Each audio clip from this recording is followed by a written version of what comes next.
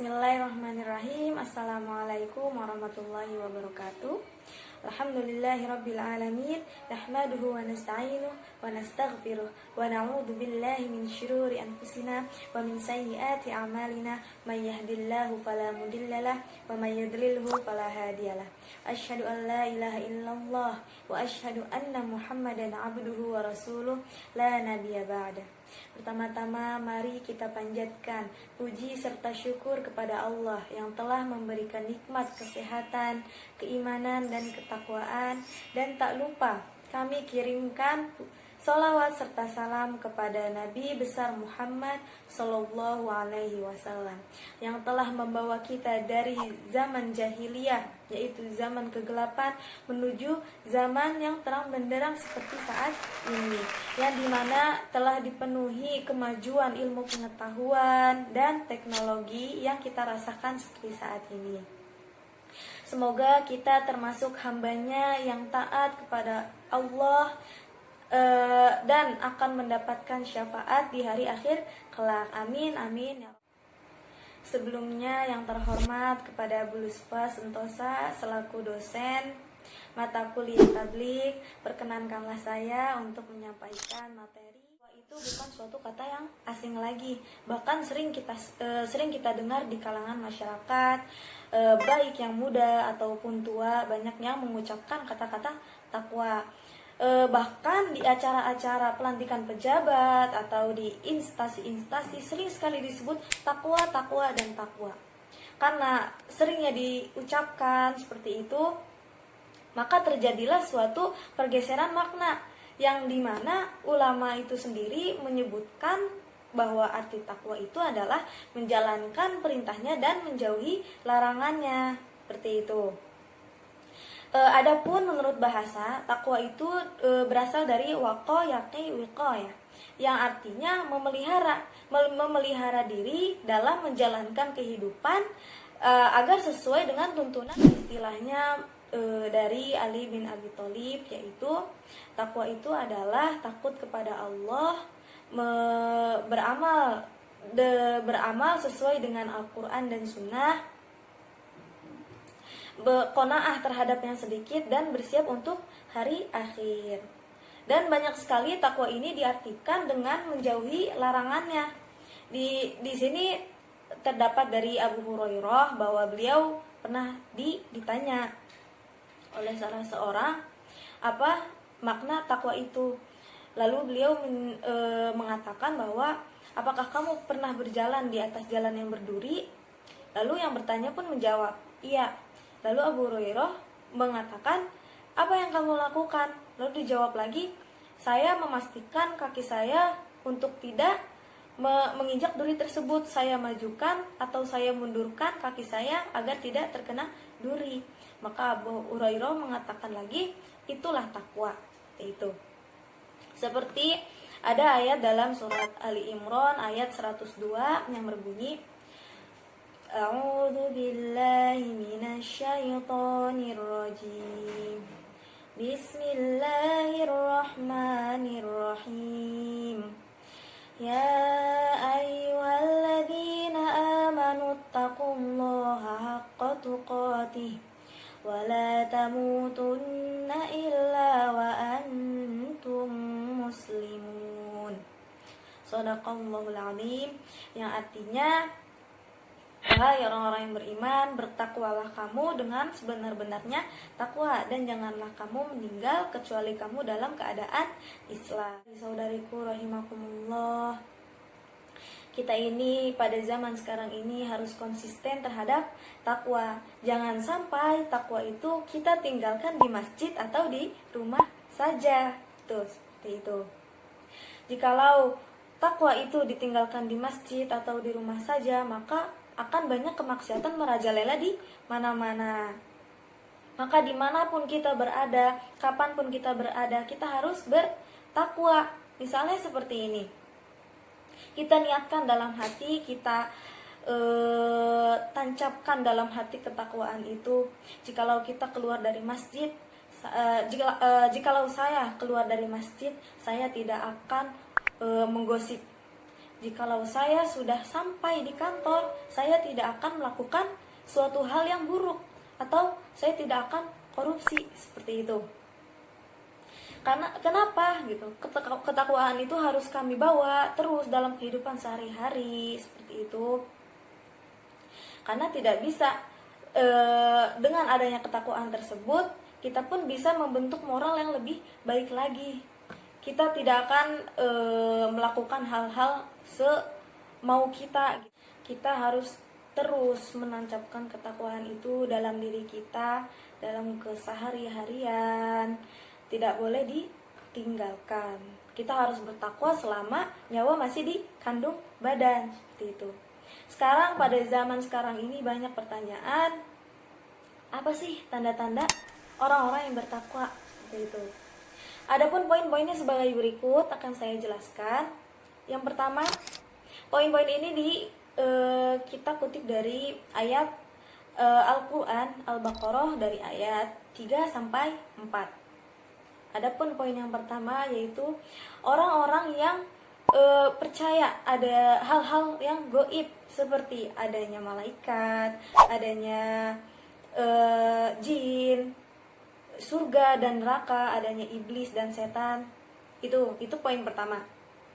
Poin yang kedua yaitu orang-orang yang mendirikan sholat.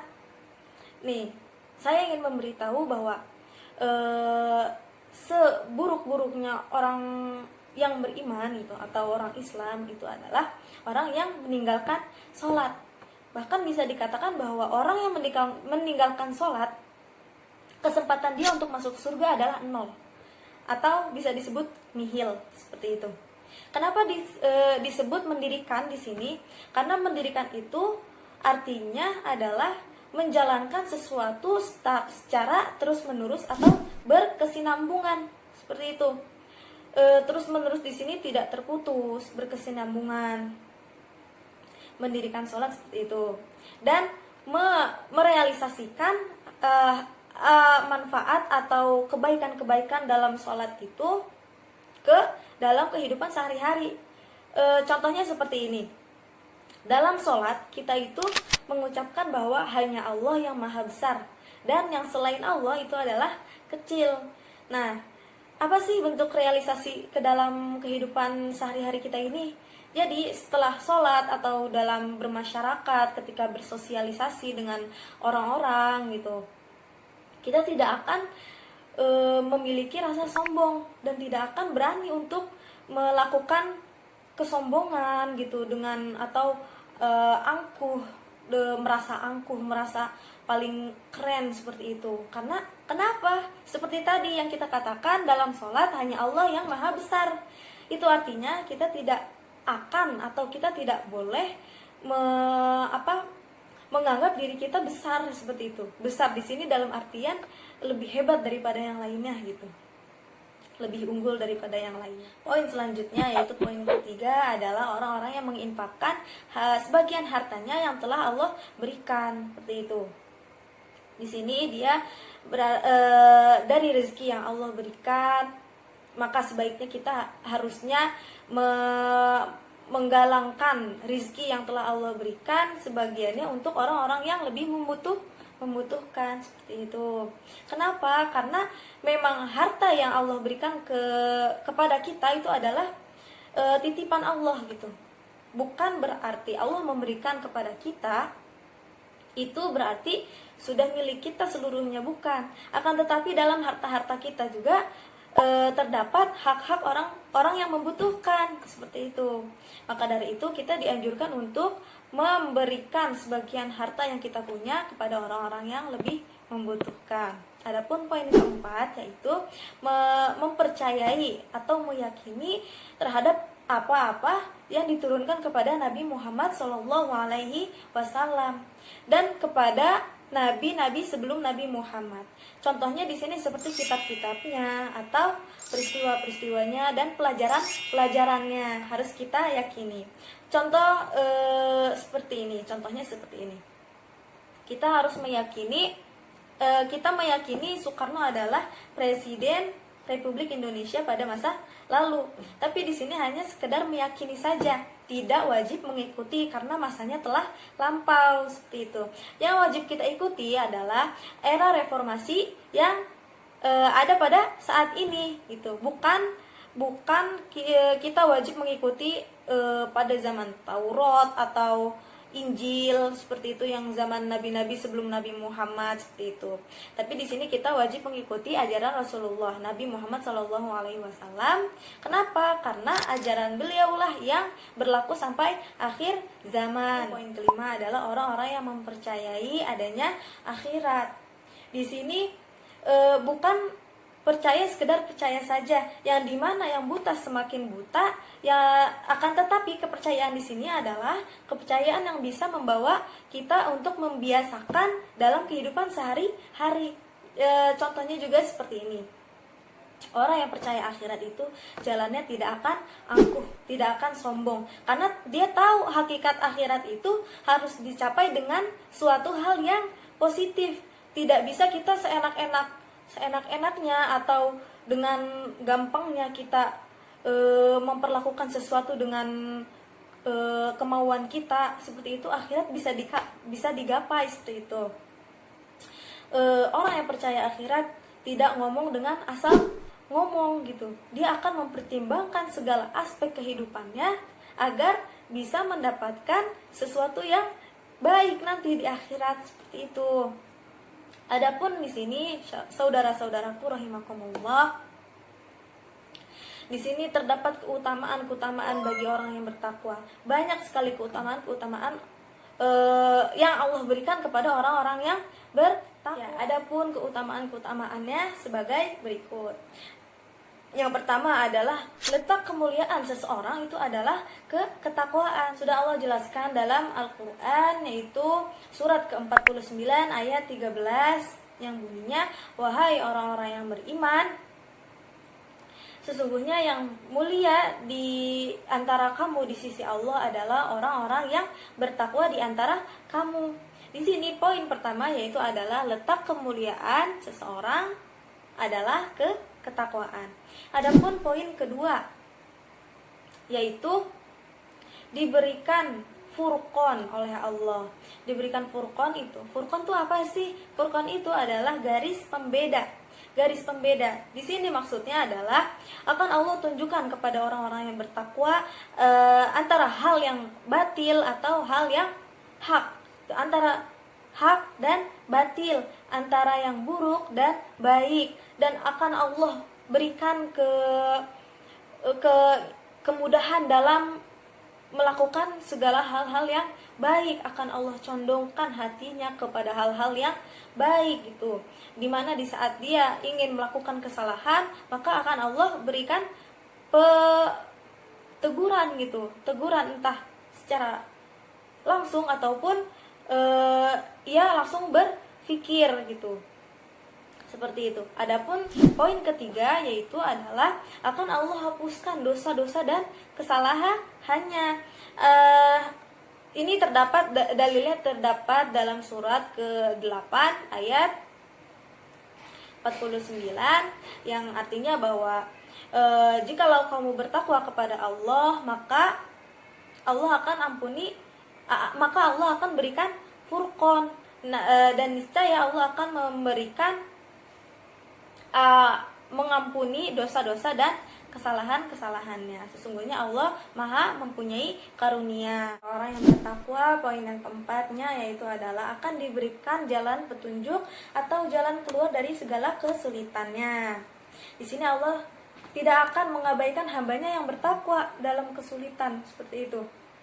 Allah akan memberikan kebaikan, jalan keluar, bagaimana caranya, kebaikannya bagaimana, bukan malah berlarut-larut dalam situasi yang sulit seperti itu, yang tidak akan menghasilkan apapun. Kita diizinkan untuk berpikir, diizinkan untuk bertakwa kepada Allah agar kita berpikir bagaimana caranya dengan kita keluar dari situasi sulit seperti ini, namun dengan cara yang baik gitu, dengan cara yang memang bisa diterima oleh Allah, seperti itu. Adapun poin selanjutnya yaitu poin yang kelima, akan mendapatkan kecintaan dari Allah. Di sini dikatakan bahwa maka jikalau mereka melakukanmu dengan lurus, maka perlakukanlah pula mereka dengan lurus. Sesungguhnya Allah menyukai orang-orang yang bertakwa. Bagi orang-orang yang bertakwa, Allah itu menjanjikan surga. Oleh karena itu banyak orang-orang berbondong-bondong untuk agar menjadi pribadi atau seorang hamba yang bertakwa kepada Allah gitu. Karena motivasinya itu ya memang Allah memberikan surga, menjamin surga untuk orang-orang yang bertakwa. Sehingga kita melakukan semua kebaikan, maksudnya menghindari keburukan dengan melawan hawa nafsu seperti itu, tidak sia-sia. Semuanya itu ada balasannya. Apa sih balasannya gitu? Kebaikan di akhirat, kebaikan dunia juga dapat, seperti itu. Dan kita juga dijanjikan surga oleh Allah Subhanahu wa ta'ala. Itu. Baik, dari sini kita mengetahui urgensi pentingnya kita menancapkan ketakwaan dalam diri kita pribadi gitu. Dengan adanya amal ma'ruf nahi munkar juga seperti itu. Baik, sekian dari saya. Mohon maaf apabila ada kekurangan. Yang salah semuanya dari saya, yang benar semuanya datang dari Allah. Karena manusia adalah tempat kesalahan, kekurangan, atau khilaf seperti itu. Ya, sekian dari saya. Wassalamualaikum warahmatullahi wabarakatuh.